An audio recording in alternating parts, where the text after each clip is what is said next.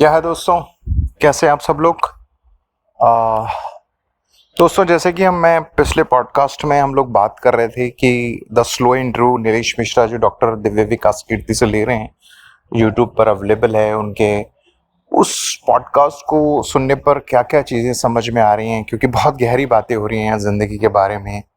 और वो ऑलमोस्ट 3 घंटे का इंटरव्यू है जिसमें बहुत ही ठहराव के साथ लाइफ के हर पहलू पे ऑलमोस्ट गहरी बातें हो रही हैं। तो आज जो मैंने सुना उसमें नीलेश मिश्रा ने क्वेश्चन किया इनसे, डॉक्टर दिव्य विकास कीर्ति से, कि भाई आप वैल्यूज़ के बारे में क्या समझते हैं, मतलब वैल्यूज़ क्या रखती हैं आपके लाइफ में वैल्यूज़।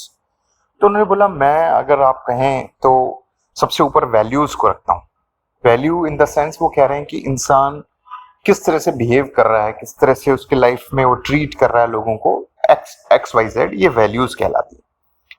जैसे फॉर एग्जांपल वो कह रहे हैं कि अभी मान लीजिए फॉर एग्जांपल कि आप कोई एग्जाम कोई इंसान किसी एक, जैसे उन्होंने एग्जांपल दिया कि आईएएस के पद पर कोई है और लोग उसे सलाम कर रहे हैं, राइट।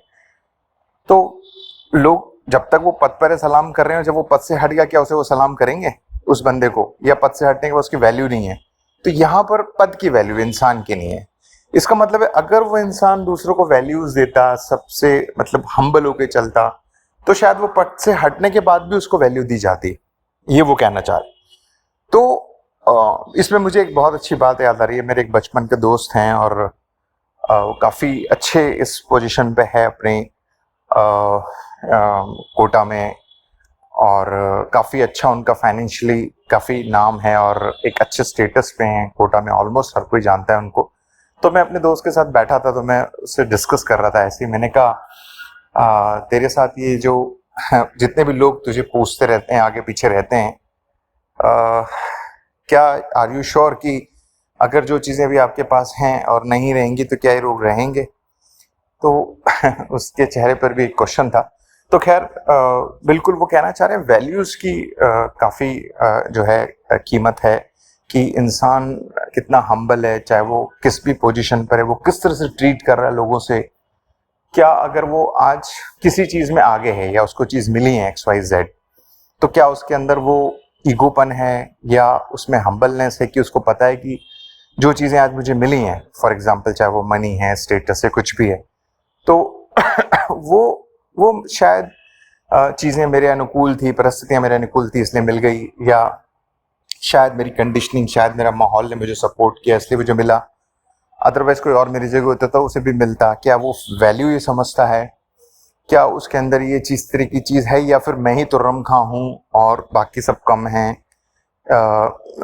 तो ये सब चीज़ें उन्होंने बहुत अच्छे से बताई। क्या ये इंसान समझ पा रहा है, इस तरह से जीवन जी पा रहा है, तो ये सबसे पहले ज़रूरी है, बशर्ते कि हम सक्सेस हैं या नहीं हैं। और सक्सेस सो कॉल्ड परिभाषा वो तो अलग अलग इंसान की अलग अलग है। तो बहुत अच्छी बातें हैं, बहुत अच्छी गहरी बातें हो रही हैं उनके बीच।